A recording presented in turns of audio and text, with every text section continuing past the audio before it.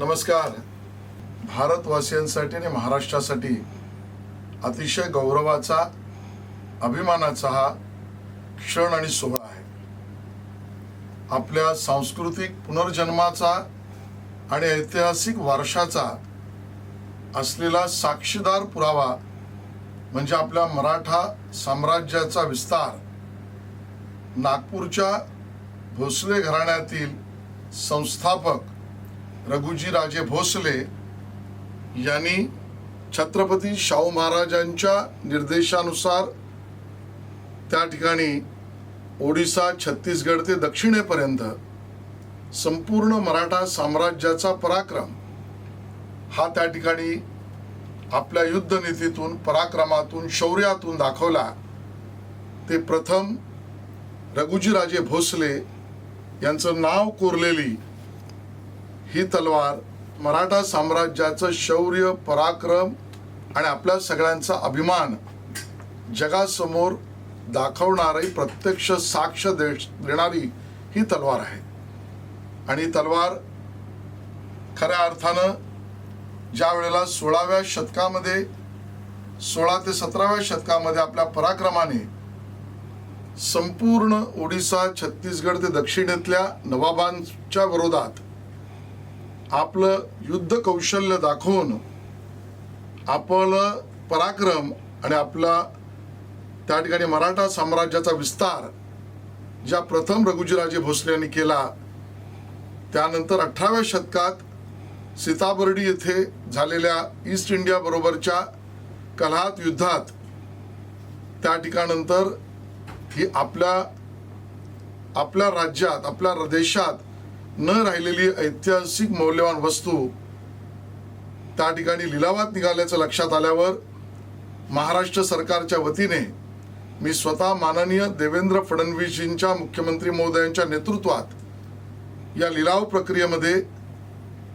पूर्ण आपण सहभागी झालो. श्री चल्ला आणि अन्य मध्यस्थांच्या वतीने ती पूर्ण तलवार आपल्या मालकीची, महाराष्ट्र सरकारच्या मालकीची ही आपण आता मिळवली.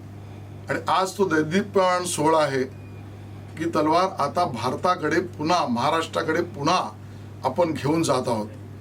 आणि म्हणून या ऐतिहासिक सोहळ्यात भूतकाळातला पराक्रम तर आपल्याला आनंद देतोच आहे, पण आगामी काळातली प्रेरणा सुद्धा यातनं मिळणार आहे.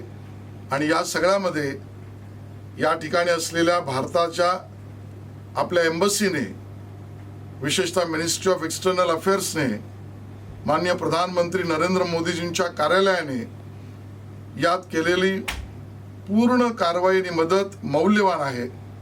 माननीय देवेंद्रजी फडणवीस यांनी केलेल्या पूर्ण योग्य निर्देशाने माननीय उपमुख्यमंत्री एकनाथ शिंदेजी, अजितदादा पवार यांच्या मदतीने आणि सांस्कृतिक कार्य विभागाच्या अथक प्रयत्नाने आपल्याला हे यश आणि आनंद मिळतो आहे.